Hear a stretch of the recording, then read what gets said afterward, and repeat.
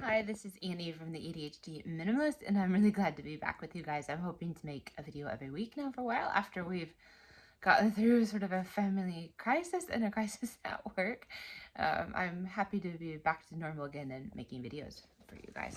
I wanted to look at this bag a little bit. I noticed that somebody made a comment about adding a thing on the zipper, and I had actually just thought about that. So I actually just cut this. I cut this off of one of those things that you have around your neck to keep your keys, and I haven't been using it that often yet because we haven't gone on a trip yet, but I've been using the bag as a purse, backpack type thing, and put some stuff in it that I will be taking on our trip. We're leaving in about a week, but the idea was to kind of feel how heavy it is and to see if it's feasible to carry this around for an entire week in London.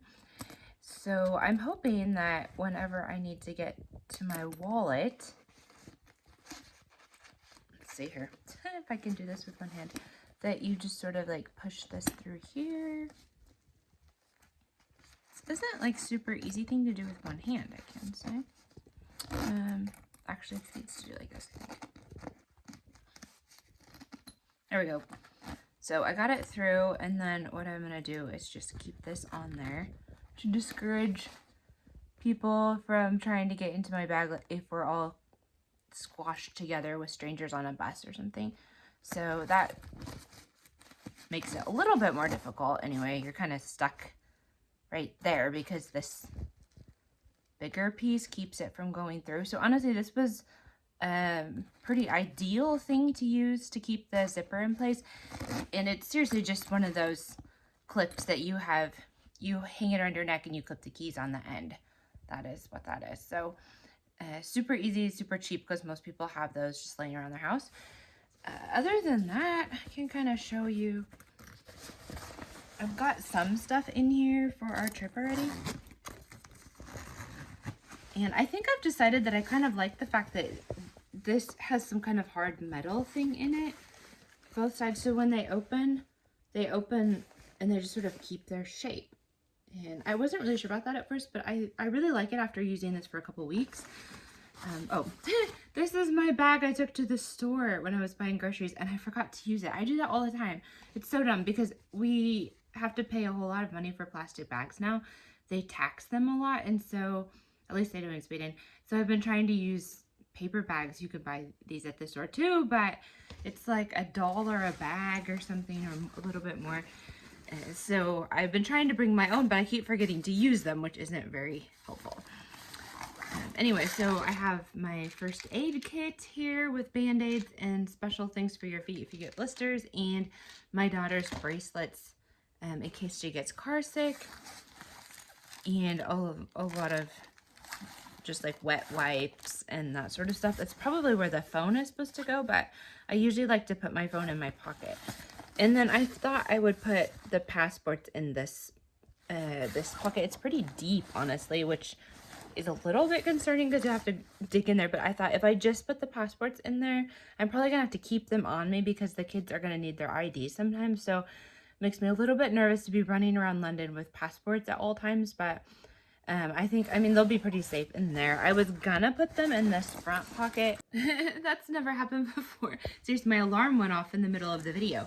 But I was gonna put the passports in this pocket, which is partly why it made me nervous that I couldn't really lock the pocket. But after looking at everything, I'm gonna have my billfold here and get in and out of that a lot. But I think it's better to just put the passports in here so that they're even more safe.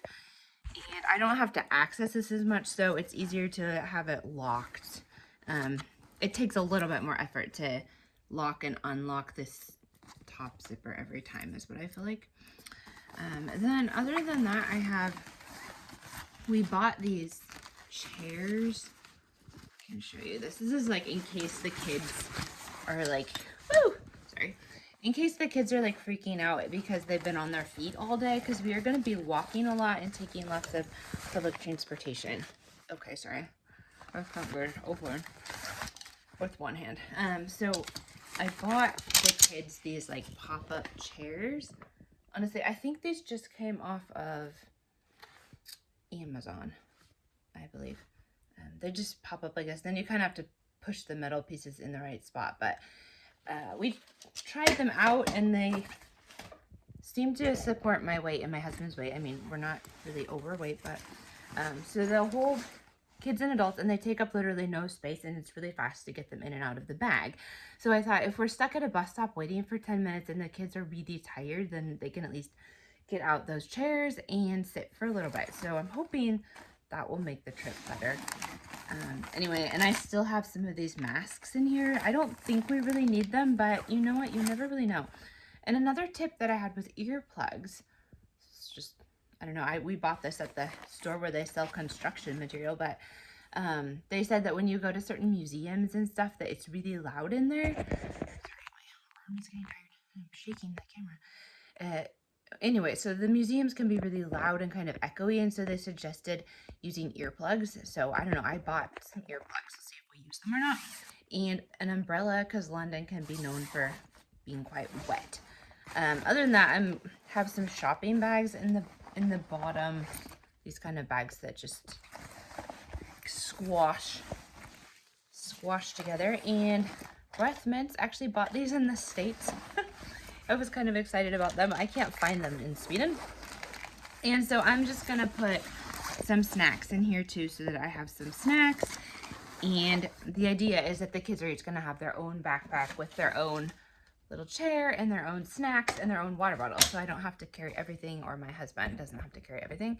So anyway, that's what I have in my bag so far, and we're really excited to go in about a week, and I'll have to let you know how this bag works when we're actually traveling with it. Right now I've just been using it as a purse, and a lot of this stuff I wouldn't normally have in it. I just kind of wanted to feel the weight of it. So so far as when I've been using this as a purse, I've really liked the bag.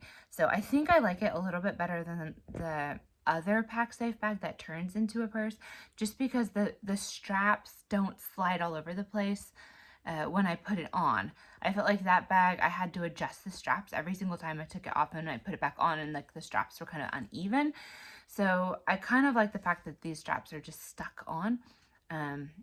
Honestly, if that other bag, there was just a few things that if they would make some small changes, like being able to somehow tack down the straps when it's not a purse, that was one thing. And then some people said the zipper got better, but I just had so much trouble with the zippers on that bag. So my daughter's been using it, and the top zipper is pretty much the only one she's getting into on a daily basis. But it was the front zipper that I had problems with. So I don't know, if they would just make a few adjustments, I think that might be my favorite bag, because it's a little bit smaller.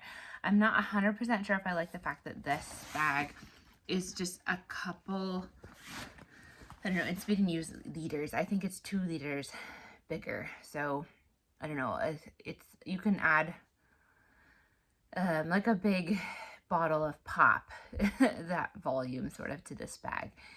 And that's kind of a lot. If you fill all that space up, it gets a little bit heavy. So anyway, I guess the jury is still out. But so far, I'm really liking this bag, and I think it looks pretty classy. And I got it dirty yesterday and wiped it off, but I feel like it cleaned up pretty well.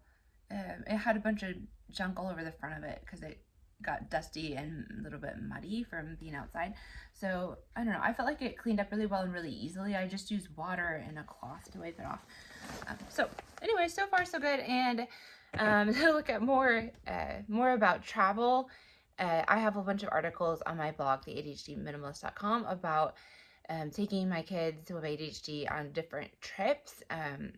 We have like itineraries and suggestions when you're out with kids with ADHD. And like on the YouTube channel, I have some packing videos about travel, and you can feel free to go check those out. On the blog, there's stuff about, see if I can remember, it's Sequoia National Forest, and I think the Grand Canyon, and also Yosemite. I think there might have been some other travel tips on there. Williams, Arizona, I think was one thing. Anyway, we had a lot of fun visiting some of these places with our family, and there was just some tips on there for staying safe and things to think about if your kids have ADHD and that sort of thing. So go check that out, and thanks for spending part of your day with us. Bye.